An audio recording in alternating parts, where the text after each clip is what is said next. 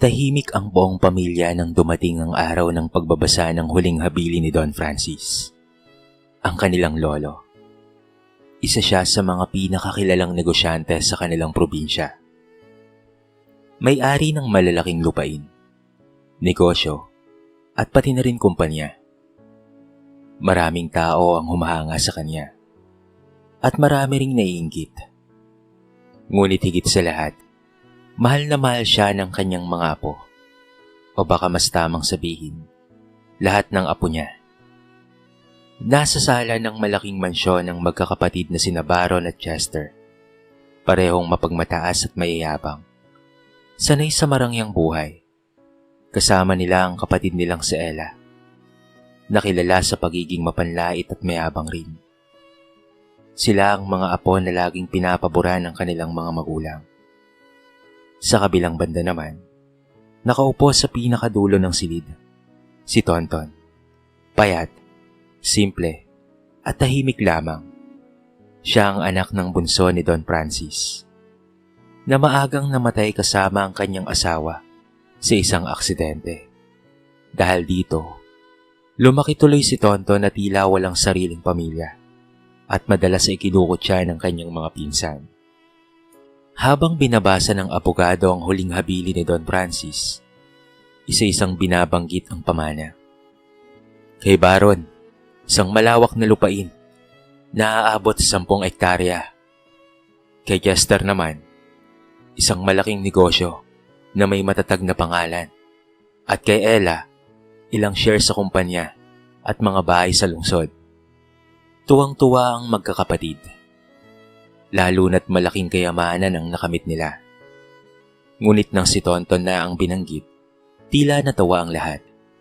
Binasa ng abogado ang sulat. Sa aking apo naman na si Tonton, ipinapamana ko ang lumang kubo sa likod bahay. Napasinghap ang iba. Si Tia Marites, isa sa mga tiyahin, ay napailing na lamang. Sandali, bulok na yun hindi ba? Dapat pa bang ipamana? Natawa ng malakas si Chester. Hala, kubo lang. Parang kulungan ng manok yun ah. Sumingit naman si Ella. Bagay naman kay Tonton yan hindi ba? Mukha rin naman siyang pulubi. Habang lahat ay abala sa pagtawa, nanatiling tahimik lamang si Tonton. Alam niyang wala siyang karapatang magreklamo. Lahat ng yaman ng lolo niya ay napunta sa iba. Ang sa kanya lang, isang bulok na kubo na halos gumuho na. Pero sa kaloob-looban niya, may iniwang katanungan ng kanyang lolo. Bakit nga ba yon ang ipinamana sa kanya? Hindi na lang siya nagsalita. Ngunit sa kanyang isipan, alam niyang hindi basta-basta gagawa ng desisyon ang kanyang lolo. At doon nagsimula ang isang lihim na walang nakakaalam. Matapos ang pagbabasa ng huling habilin, nagkalat ang tawanan at bulungan sa buong sala. Ang iba pang kamag-anak ay hindi maitago ang kanilang pagtataka. Bakit nga ba ang apo na walang-wala, si Tonton, ay isang bulok na kubo lamang ang natanggap? Si Baron ang unang bumaling kay Tonton. Hoy pinsan, sabay tapik sa balikat niya. Congrats ah, may kubo ka na. Pwede ka nang mag-alaga ng mga kalabaw dun. Tumawa si Chester. O kaya naman gawing kulungan ng mga baboy. Total, dun ka naman nababagay eh. Hindi naman nagpahuli sa Ella. Naku, baka gumuho pa yun habang natutulog ka ha? Baka naman pamana yan para tuluyan ka ng mawala. At sabay silang nagtawanan. Tahimik lamang si Tonton. Pilit nang umingiti. Pero sa loob-loob niya, ramdam niyang muli na siya ay binaliwala. Sanay na siya sa mga ganoong biro at pang-aapi mula sa kanyang mga pinsan. Lumaki siyang tinitignan na mas mababa, na tila hindi karapat-dapat sa anumang yaman. Habang sila ay nagbibiruan, lumapit si Ikong, ang matalik na kaibigan ni Tonton. Isa siyang simpleng binata rin, anak ng isang magsasaka. Hindi siya kabilang sa pamilya, ngunit palagi siyang nariyan para kay Tonton, sa hirap man o ginhawa. Huwag mo na lang silang pansinin, Ton, bulong ni Ikong. Alam mo naman na talagang ganyan sila simula bata pa tayo. Ang mahalaga, may iniwan pa rin sa'yo ang lolo mo. Siguro may dahilan kung bakit yun ang pinili niya. Napabuntong hininga si Tonton. Yun nga rin ang iniisip ko eh. Kasi hindi basta-basta si Lolo Francis. Alam ko may laman ang bawat galaw niya. Pero kahit pilit niyang intindihin, mahirap alisin sa dibdib ang pait. Nakikita niya ang tuwa at kayabangan ng kanyang mga pinsan. Si Baron ay agad na nagyayabang patungkol sa lupang natanggap niya. Si Chester naman, nagpaplano na kung papaanong palalaguin ang negosyo. Habang si Ella ay panay ang kwento patungkol sa mga mamahaling gamit na bibilhin. Gamit ang shares na napasa kanya. Samantalang siya, isang bulok na kubo lamang ang iniwan. Kinagabihan, habang lahat ay abala sa kanilang kasayahan, naglakad si Tonton papunta sa likod bahay. Doon sa gitna ng mga punong kahoy, ay naroon ang kubo na ikinatawan ng lahat. Madilim na, ngunit tinanaw niya ang kubo na yari sa lumang kawayan at pawid. Halos mabubulok na ang dingding, at ang bubong ay may mga butas na. Sa unang tingin, parang nga itong wala ng silbi. Ngunit habang pinagmamasdan niya ito, bigla siyang nakaramdam ng kakaiba. Isang hindi may paliwanag na pakaramdam na parabang may nakatago sa likod ng kahinaan nito. Hanggang sa maya-maya, ay naalala niya ang mga kwento ng kanyang lolo noong siya ay bata pa, na minsan, hindi lahat ng nakikita ng mga mata ay siya ring totoo. At madalas, ang pinakamahalagang bagay ay nakatago sa pinakawalang saysay sa paningin ng iba. Ipinikit niya ang kanyang mga mata, at pagkatapos ay bumulong. Lolo, ano ba talaga ang ibig mong iparating? Sa mga sandaling iyon, may narinig siyang tunog mula sa ilalim ng kubo. Tila ba may gumalaw. Dahil doon ay kinalabutan siya. Pero pinilit niyang hindi umalis. Ang hindi niya alam, yun na pala ang simula ng malaking pagbabago ng kanyang buhay. Kinabukasan, maagang nagising si Tonton. Hindi pa man sumisikat ng lubos ang araw, tinungo na niya ang lumang kubo na ipinamana sa kanya. Ang mga pinsan niya ay abala pa rin sa pagbibilang ng kanilang mga yaman. Samantalang siya ay nakayuko lamang, bitbit ang maliit na bag na may lamang ilang gamit. Pagdating niya sa kubo, napansin niya ang kapaligiran. Tahimik ang paligid. Tanging huni ng ibon at kaluskos ng mga dahon sa hangin ang kanyang naririnig. Ang kubo ay tila matanda na ring tulad ng kanyang lolo. Marupok sa labas, ngunit may nakatagong kwento sa loob. Sapagkat bata pa lamang ang kanyang lolo, ay kubo na ito na lagi nitong pinupuntahan. Kung ito lang ang iniwan niya sa akin, dapat ko tong alagaan, bulong ni Tonton sa sarili. Pumasok siya sa loob. Amoy alikabok at lumang kahoy ang pumungad. Ang sahig ay yari sa kawayan, na halatang luma na at nagkikiskisan sa bawat apak. May ilang lumang gamit na naiwan. Isang bangko na sira na ang paa, isang lumang lampara, at isang baul na wala namang laman, kung hindi ang mga lumang damit. Naupo siya at napabuntong hininga. Ano po bang meron dito, Lo? Maya-maya ay dumating si Ikong. Dala ang supot ng pandesal. Ton, eto, almusal muna tayo. Napangiti si Tonton. Salamat, Ikong ha. Kahit kailan, hindi mo talaga ako pinabayaan. Habang kumakain sila, pinagmasdan ni Ikong ang paligid. Alam mo, Tol, kahit bulok na kubo lang to, may kakaibang pakiramdam ako dito. Para bang merong itinatagong lihim. Napatigil si Tonton.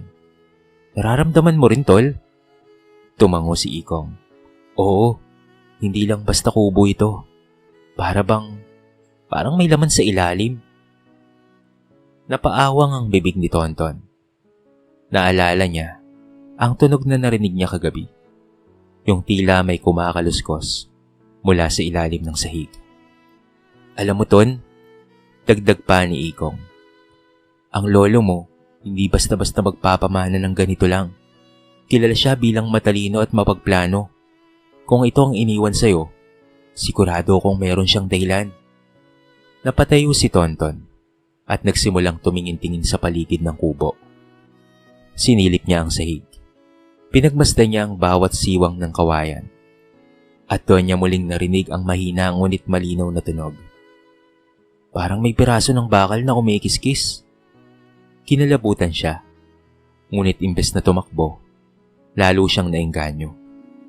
Siguro, may nakatago nga rito. Bulong niya. Lumabas siya ng kubo at tinignan ang ilalim nito. Dahil nakataas ng kaunti sa lupa ang sahig, dumapa siya para silipin. Sa kanyang pagtataka, may mga lumang kahoy na halatang hindi bahagi ng orihinal na pagkakagawa ng kubo. Para bang sinadyang takpan ng isang bahagi ng lupa. Ton, mahinang tawag ni Ikong. Parang pintuan niya na. Nanlaki ang mga mata ni Tonton. Totoo nga. Nakatakip lang ng lumang kahoy at pawid. Pero malinaw na mayroong lagusan pababa. Ano kaya yun? Nagtataka ang dalawa sa kanilang nakita. Agad na tumindig si Tonton. Nanginginig ang kanyang kamay. Para bang gusto niyang buksan kaagad. Pero may bumubulong sa kanya na huwag munang magmadali.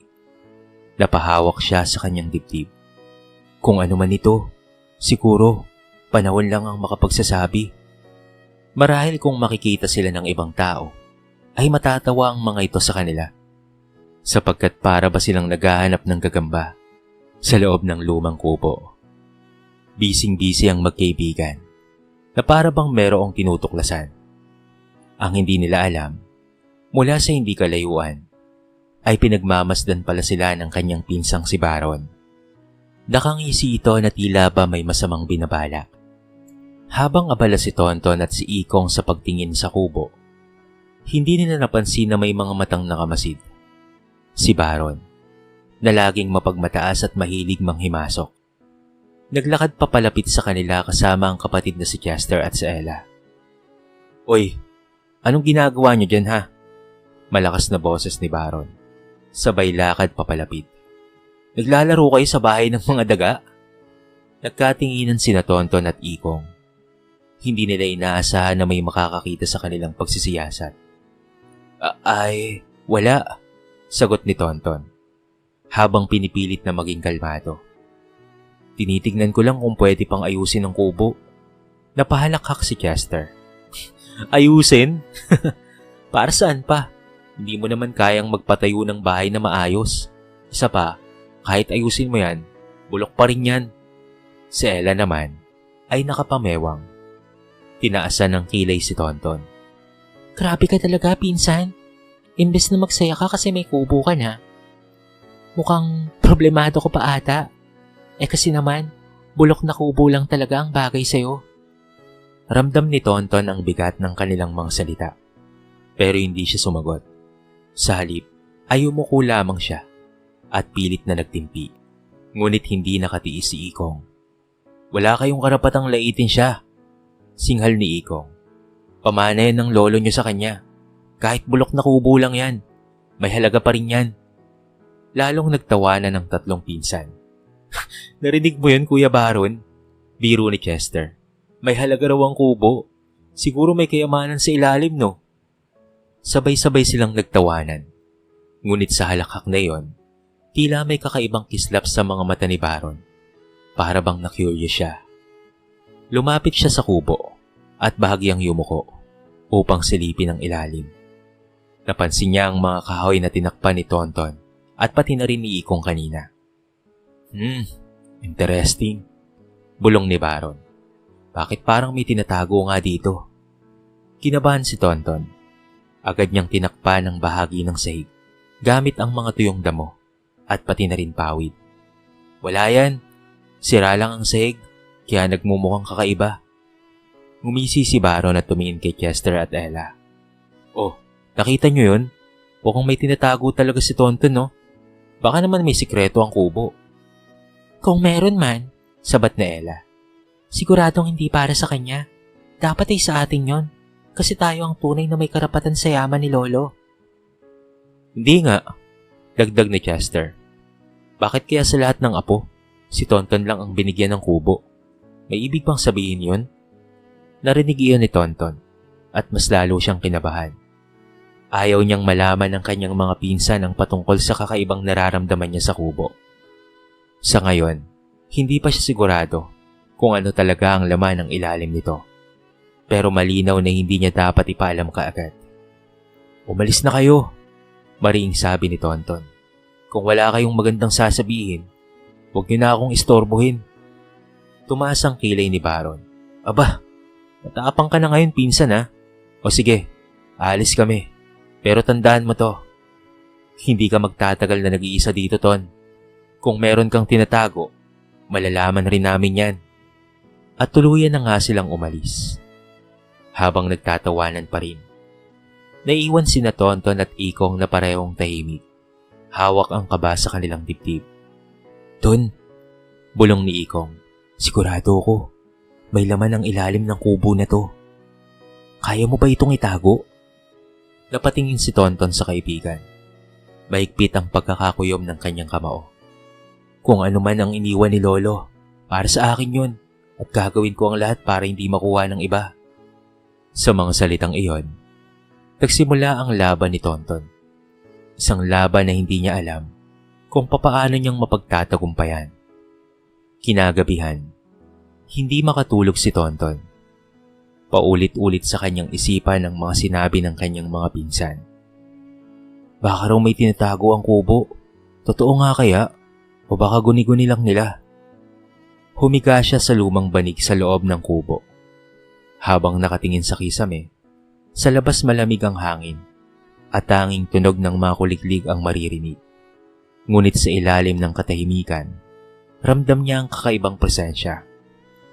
"Lolo," bulong niya, "kung may iniwan ka para sa akin, sana bigyan mo ako ng lakas para malaman po ang totoo."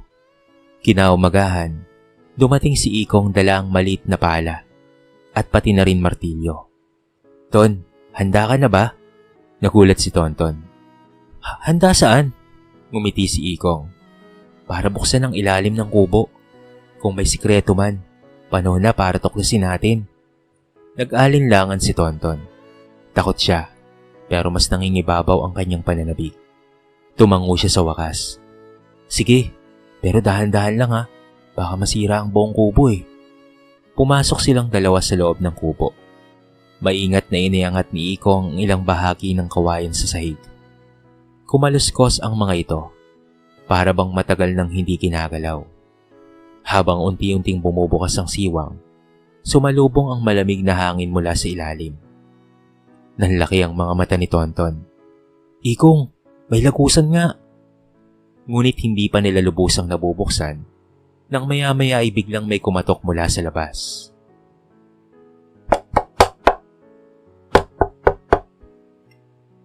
Agad nilang tinakpan muli ang sahig at nagkunwaring walang ginagawa. Pagbukas ng pintuan, bumungad ang pinsang si Ella, nakapamewang at may dalang payong na mamahalin. "Anong ginagawa niyo rito?" Tanong nito habang nakataas ang kilay. "Parang meron kayong tinatago." Kumunot ang noo ni Tonton. "Wala, tinitignan lang namin kung kaya pang ayusin ang kubo." Napangisi si Ella. "Huwag niyo nga akong niloloko. Narinig ko si Kuya Baron kagabi. Sabi niya baka may kayamanan daw dito. At kung meron man, tandaan mo Tonton ha, hindi mo kayang itago yan habang buhay." Pagkaalis ni Ella, parehong napabuntong hininga sina Tonton at Ikong. "Grabe yung pinsa mo na yun no. Ano ba sila? Mga pakilamero. Meron naman na silang minana. Pero yung bulok mong kubo yung pinag-iinteresan nila. Grabe yung mga yun. Pinamanaan na nga ng malalaki. Tapos, ikaw pa rin ang pinagbubuntungan. Parang hindi pa sapat sa kanila yung minana nila." Naiinis na sabi ng kaibigan niyang si Ikong. "Alam mo Tonton," habol pa niya, "kailangan nating magmadali. Hindi naligtas ang sikreto ng kubong ito." Kinagabihan, bumalik sila at muling iniangat ang sahig. Sa pagkakataong ito, mas malaki na ang siwang na kanilang nagawa. Nagulat sila nang tumambad ang isang lumang bakal na pinto. May hawakan na kalawangin. Humugot si Tonton ng lakas ng loob. Dahan-dahan niyang hinawakan ng malamig na bakal. Kinakabahan siya. Tila ba may mabigat na kwento ang nakapaloob doon. Ton, mahina ang tinig ni Ikong. Sigurado ka ba na bubuksan mo yan? Tumango si Tonton. Ito ang iniwan sa akin ng lolo. At kung ano man ang nasa loob nito, ay kailangan kong malaman. Habang binubuksan nila ang bakal na pinto, biglang umalingaw ang matinis na kaluskos na para bang nagmumula sa kailaliman. At bago pa nila tuluyang mabuksan, isang malakas na tinig ang umalingaw mula sa labas. Hoy! Anong ginagawa nyo dyan? Si Baron, kasama si Chester at Ella, nakatayo sa pintuan ng kubo. Nakakunot ang noo at nakangisi. Huli kayo, no? May tinatago kayo dyan, no? Napatigil sina Tonton at Ikong. Hawak-hawak pa rin ang hawakan ng lumang pinto sa ilalim ng kubo. Nanlaki ang kanilang mga mata nang makita si Baron. Nakapamewang pa ito, kasama sina Chester at Ella. Pare-pareho silang may mapang-asar ng ngiti.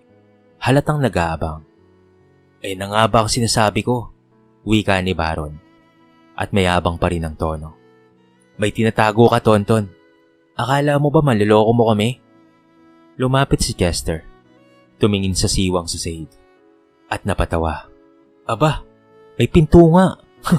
Ano to? Treasure chest ng pirata? Siguro yan ang dahilan kung bakit iniwan sa kanya ni Lolo ang kubong ito. Singit ni Ella. Hindi sa dahil mahal ka niya, kung hindi dahil may iniingatan siyang sikreto. At ngayon, makukuha na rin namin. Maring isinara ni Tonton ang pinto sa sahig. Hindi. Ito ay iniwan sa akin ni Lolo at wala kayong karapatang makialam. Ngunit tumawa lamang ang kanyang mga pinsan. Aba, marunong nang lumaban ang pulubing to. Kantsaw ni Baron. Pero sa tingin mo ba, kaya mo kaming pigilan? Kami ang may yaman. Kami ang may kapangyarihan. At ikaw, wala ka naman eh. Kubo lang ang minana mo. Nag-init ang dugo ni Tonton. Ngunit bago pa siya makapagsalita, humakbang si Ikong pasulong. Hindi kayo dapat na nandito. Kung talagang may iniwang sikreto si Don Francis, kay Tonton lang yon. Respeto naman sana. Ano? Respeto?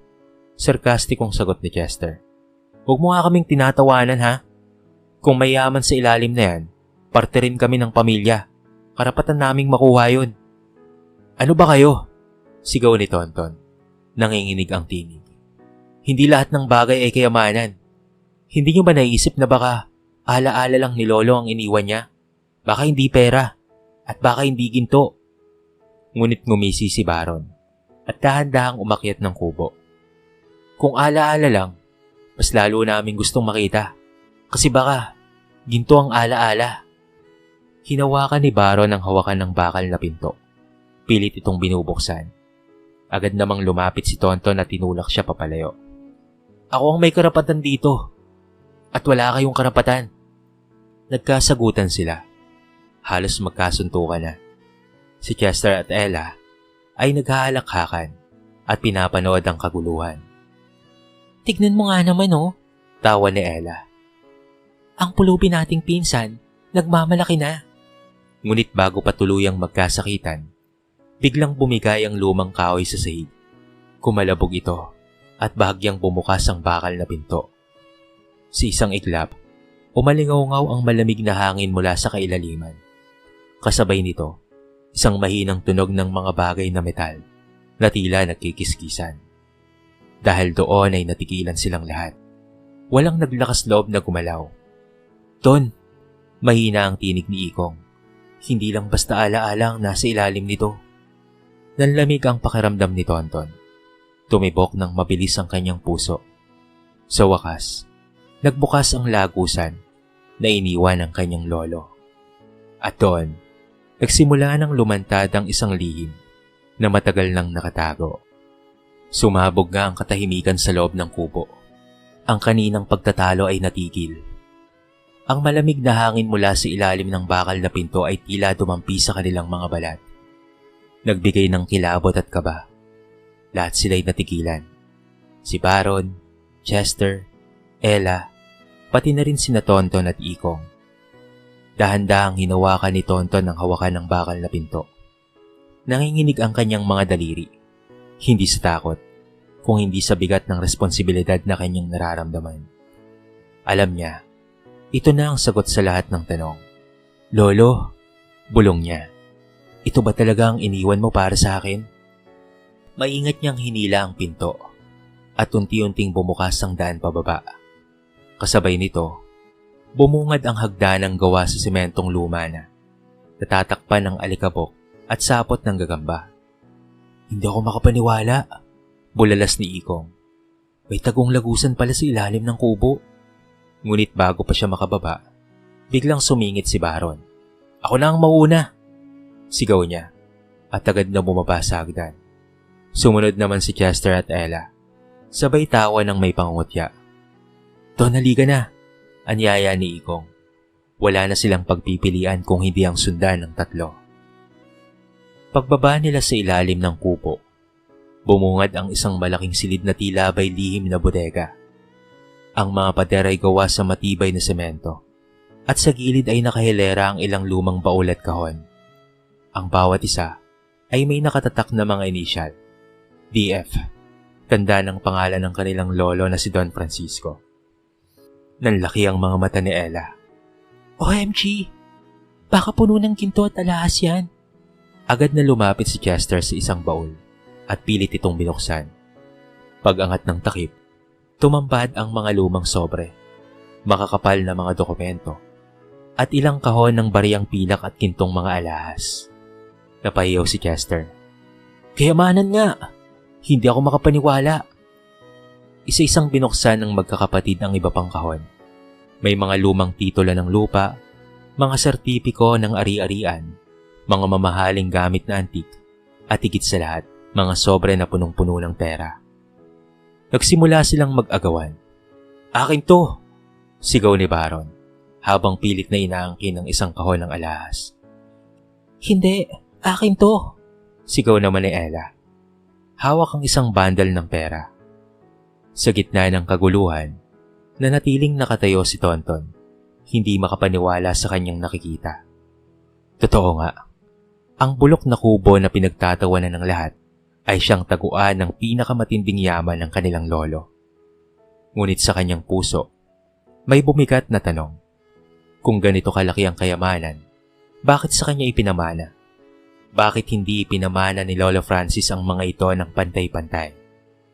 Habang nag-aagawa ng kanyang mga pinsan, napansin ni Tonton ang isang maliit na kahon na naiwan sa isang sulok. Hindi ito pinansin ng iba. At dahil mas abala sila sa mga kumikislap na ginto at pera, lumapit siya rito at dahan-dahan itong binuksan. Sa loob ay may nakalagay na lumang sobre. May sulat kamay ng kanyang lolo. Nanginginig ang kanyang mga kamay habang binabasa ito. Mahal kong Tonton, kung binabasa mo ito, ibig sabihin ay natagpuan mo na ang lihim ng kubong ito. Alam kong pagtatawanan ka ng ating buong angkan. Dahil sa kanilang mga mata, ang bulok na kubo ay walang halaga. Ngunit ikaw, Apo, alam kong may kakayahang kang makita ang tunay na halaga ng mga bagay. Ang lahat ng yaman na ito ay hindi ko ipinamana sa iba. Dahil alam kong mauubos lamang ito sa luho at yabang. Sa iyo ko ito iniiwan. Dahil alam kong ikaw ang tunay na may pusong nagpapahalaga. Hindi sa ginto, kung hindi sa sakripisyo at pawis na pinuhunan ko para dito. Apo, ikaw ang tagapagmana ng lahat ng ito. Ingatan mo at higit sa lahat, gamitin mo para makatulong sa iba, lalo na sa mga kagaya mong minsang iniwan at pinagtawanan ng mundo. Nagmamahal, Lolo Francis. Nanlaki ang mga mata ni Tonton. Napaluha siya habang hawak ang sulat. Ngayon ay malinaw na ang lahat. Hindi basta kubo ang iniwan sa kanya, kung hindi ang buong pusod ng yaman ng kanyang lolo. Ngunit hindi ito basta-basta. Ito'y isang pagsubok. Ton, ano yan? Tanong ni Ikong. Ipinakita niya ang sulat. Nanlaki ang mga mata ng kanyang kaibigan. Ibig sabihin, lahat ng to ay para sa'yo? Tumango si Tonton. Ngunit bago pa man sila makapagsalita, Biglang nagsigawan ng mga pinsan niya. Hindi pwede, sigaw ni Baron. Hawak ang sulat na pilit na inaagaw kay Tonton. Kami rin ay may karapatan dito, hindi lang ikaw. Ngunit maring itinulak siya ni Tonton. Hindi nyo naiintindihan. Ang iniwan ni Lolo ay hindi para sa inyong kasakiman. Ito'y para sa akin at para sa mga taong nangangailangan. Nagpintig ang tenga ni Baron. Walang pulubi na magmamay-ari ng yaman na ito habang nabubuhay pa ako. At tinangka niyang suntukin si Tonton. Pero bago pa siya makagalaw, dumating ang kanilang mga tsuhin at tiyahid, kasama ang abogado. Nalaman nila ang kaguluhan at agad na bumaba sa ilalim ng kubo. Anong ibig nitong sabihin? Tanong ng abogado, habang hawak ang isa pang kopya ng sulat ni Don Francis. Ayon sa huling habilin ni Don Francis, ang lahat ng kayamanang nakatago sa kubong ito ay eksklusibong pagmamay-ari ni Tonton at wala kayong karapatan doon sapagkat binigyan na kayo ng lolo nyo. Natigilan ng lahat, si Baron, Chester at Ella. Napasigaw silang sabay-sabay. Imposible! Hindi patas! Kung magmamatigas kayo, ay kayo rin ang mahihirapan. Dahil pinal na ang testamento at wala na kayong magagawa sa bagay na yan. Kaya tigilan nyo na ang pagkamkam ng mga ari-arian ni Tonton. Malinaw na malinaw sa mga dokumento na ito nga ay pagmamay-ari na ni Tonton at wala silang magagawa. At doon sa harap ng lahat, ipinahayag na si Tonton ang tunay na tagapagmana ng yaman ng kanilang lolo. Lumipas ang ilang buwan. Sa halip na ibili ng luho, ginamit ni Tonton ang kanyang yaman upang ayusin ang kubo at gawing tahanan para sa mga batang ulila. Nagtayo siya ng paaralan para sa mga kabataang mahirap at nagtulungan sila ni Ikong upang magpatayo ng negosyo na makapagbibigay ng trabaho sa mga kapwa nila taga-probinsya. Samantalang ang kanyang mga pinsan naman ay unti-unting nalugi ang mga negosyo dahil sa kanilang kasakiman at mga luho. At higit sa lahat, dahil na rin sa kanilang kapabayaan. Ang dating marangya nilang pamumuhay ay napalitan ng pagkakabaon sa utang. At sa bawat pagkatalo nila, hindi kailanman gumanti si Tonton. Ni minsan ay hindi sila kinutya o pinagsabihan ng masakit na salita. Isang araw, lumapit si Baron, dala ang hiya at pagsisisi. Tonton, patawarin mo kami ha. Hindi namin nakita ang tunay na halaga ng iniwan ni Lolo. Ngumiti si Tonton. Pinatawad ko na kayo noon pa. Ang mahalaga ay natutunan natin na hindi lahat ng nakikita ng ating mga mata ay tunay na kayamanan. Sa likod ng bulok na kubo na pinagtawanan ng lahat, natagpuan ang tunay na aral ng buhay. Na ang yaman ay hindi nasusukat sa ginto o pera, kung hindi sa pusong marunong magpahalaga, magpakumbaba, at magmahal sa kapwa.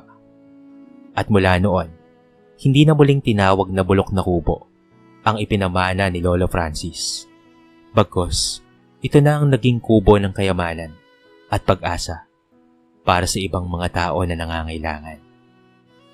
Masaya si Tonton sapagkat alam niya na natutuwa ang kanyang lolo sa mga oras na ito, sapagkat napunta sa maganda at maayos na kamay ang pamamahala ng kayamanang iniwan sa kanya. Hindi na naghihirap ang kanyang kaibigang si Ikong, sapagkat binigyan niya ito ng parte sa kanyang kayamanan. Si Ikong na kasi ang itinuring niyang kapatid, sapagkat napakabuti sa kanya nito, kahit pa man noong mga bata pa lamang sila. Kaya ngayon ay masaya si Tonton, sapagkat nagkaroon ng saysay ang kanyang buhay na malungkot.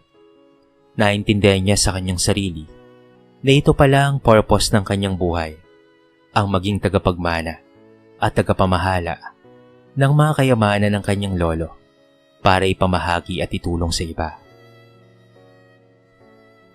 Dito na po nagtatapos ang ating maiksing kwento sa araw na ito. Sana po ay nagustuhan niyo mga kabarangay. Sana po ay kinupulutan niyo ng maraming aral. Kayo mga kabarangay, ano po ang masasabi niyo sa ating kwento? I-comment nyo naman po sa baba ang inyong mga reaksyon at babasahin natin ang lahat ng yan. I-comment nyo na rin kung taga saan kayo para naman malaman ko kung hanggang saan nakaabot ang video na ito. Paki-like and share na rin po ang ating kwento para mapakinggan rin ng iba. At kung bago ka pa lamang sa ating channel, baka naman po pwedeng pakihitang subscribe button at bell notification button para palagi kang updated sa mga bago nating upload na katulad nito. So paano mga kabarangay? Hanggang sa muli, thank you so much and peace out!